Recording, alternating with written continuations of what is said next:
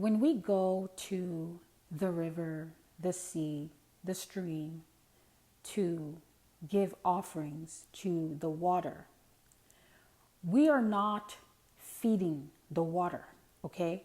You're not feeding Olokun. You're not feeding Mami Wata, okay? You are not feeding your water guides. Those items that we take to the river, to the sea, to the stream, we use them as means of communication and acknowledgement to the water. Okay? We are using those items to send a message to the water, to our water guides, to our water deities, to our water friends, and also to acknowledge them. We are not feeding them. They do not need to be fed by us. Okay? So I want to make this clear. When we take these items to the river, you see a beautiful bowl with different items like fruit, all kinds of fruit, colorful fruit. You see sugar, you see honey, you see incense, you see beautiful things arranged in a beautiful white bowl, right? All of those items are used to communicate a message to the water. Each item is saying something. It's not just a bowl filled with random items. Every item is communicating something to the water. For example, sometimes you'll see rice added to the bowl, right? In spirituality, rice represents plenty.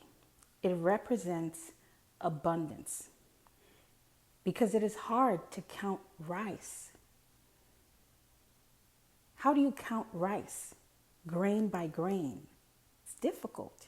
If you tried to count like a bag of rice, you would be there forever. You know what I mean? Grain by grain, almost impossible. So in spirituality, rice represents plenty. It represents abundance.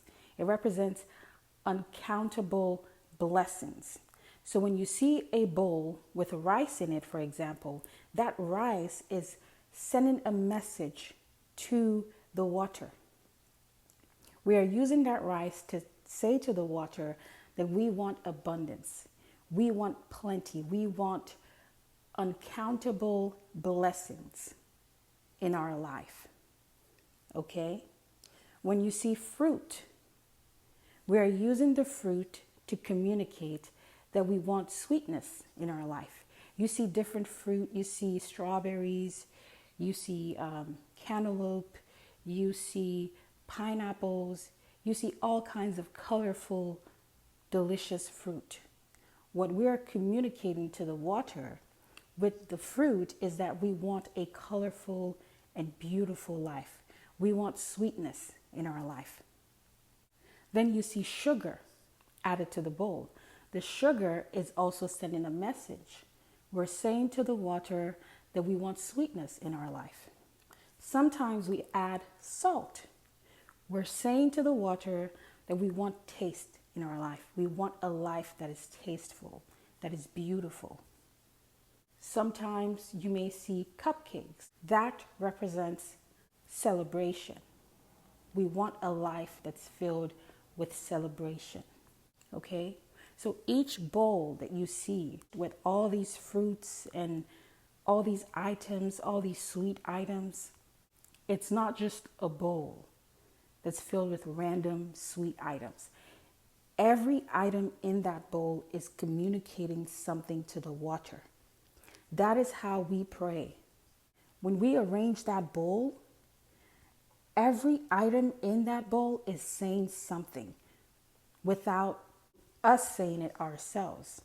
Without us having to say it, the bowl is speaking. It's speaking for us. Every item in that bowl is saying something.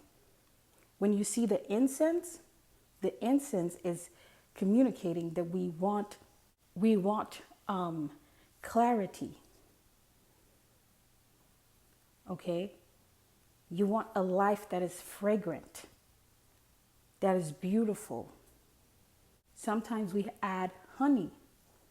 That is communicating to the water that we want a life that is naturally sweet, that is filled with sweetness. Okay? So that bowl is not just an ordinary bowl that's filled with random sweet items. Every item is communicating something. It is a language that we are speaking with that bowl. Okay? That bowl is speaking. It is saying something to the water. Every item within that bowl is saying something to the water. We are saying that we want a life that is beautiful, that is colorful, as beautiful, as colorful, as sweet as that bowl. We want a life that is beautifully arranged, just like that bowl. Okay? So when we pray practically.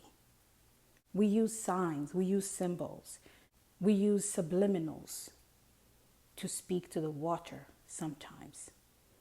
For those of you who are always wondering why we give fruits and things like that to the water. It's a way of acknowledging the water and of also communicating to the water what it is that we need. I hope this helps.